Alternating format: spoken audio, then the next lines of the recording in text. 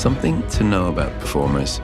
In pursuit of truth, we are capable of more untruth than most. Show business. I want to first of all thank you and congratulate you for the film. It's really kind of incredible. And yeah, there's a storyteller obviously in you from all the songs that we've seen, but it's interesting to see it in the visual form. What made you want to take that very intimate one-man show and now share it with a much bigger audience than it was when you were just doing it you on stage with just that audience? Mission creep. Yeah. Mission creep.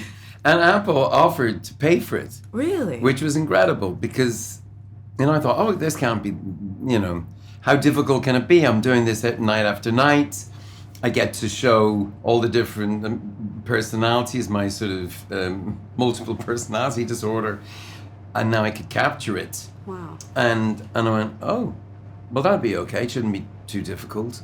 But enter the world of cinema that you are so familiar with. It's a different art form. It's a different format. Yeah. And now we have to figure out a different way of getting to that intimacy that you have when people are a yard away. And remember, I'm used, U2 travels with whatever, 250 articulated lorries, big Macs with trucks, whatever they call them, Mac trucks. And now I'm traveling with a table and 4 chairs.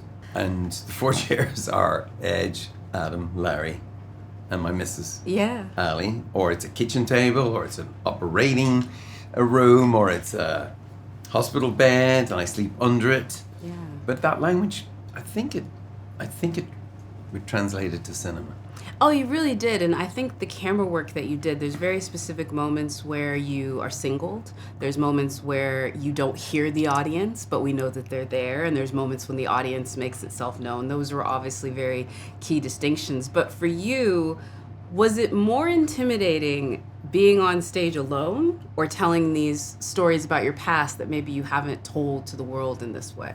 Both, I'd say. Because with rock and roll's so much about swagger, it's more like Gladiator, isn't it, really? You have your armor, you have your swords, you got your shield. And at a certain point, this film demanded that I take all that armor off. And normally, when I do that, I have Edge, Adam, and Larry beside me, and I have a crew and the whole thing. This time I was on my own. And it's a bit like, those dreams where you're standing naked in front of the whole school. It's like, but even more so with the lens. So Eric Messersmith, incredible DP. And he sees through you. The lens sees through you. And Andrew Dominic could just say, I don't believe you, mate. Sorry for your tears. Crocodile. Wow. Australian, that's a bad Australian accent, but I was grateful to be pushed. And, my father's last words to me every night is tricky enough. Yeah. But saying goodbye to him 5 times in one day when we did the shoot without audience at one point. Wow. And he's circling and they're circling.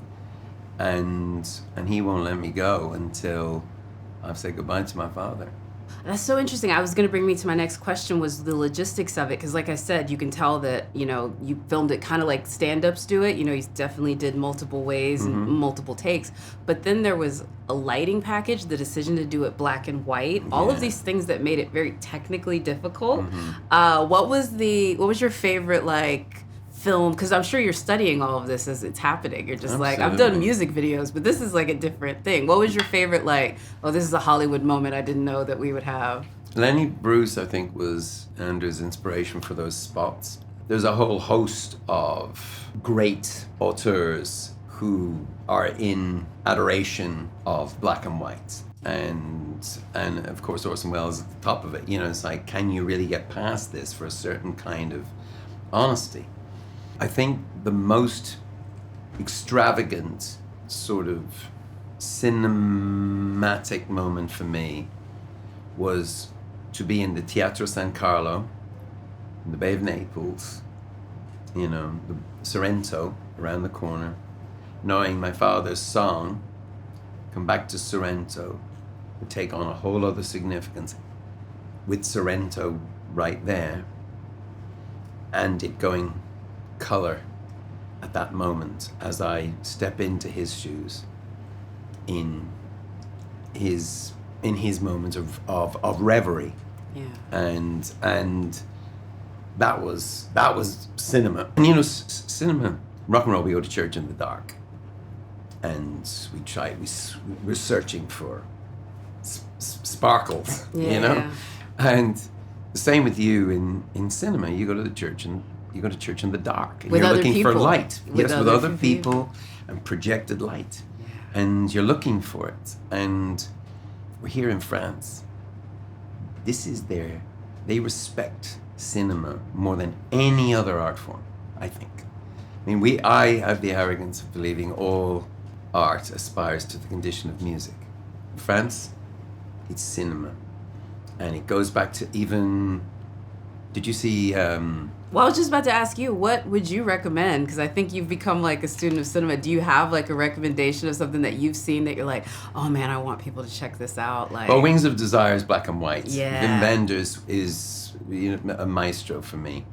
But what I was actually going to mention in France, strangely, sorry, this is a little surreal, but have you been to Notre Dame, to the opening of Notre Dame? Yeah.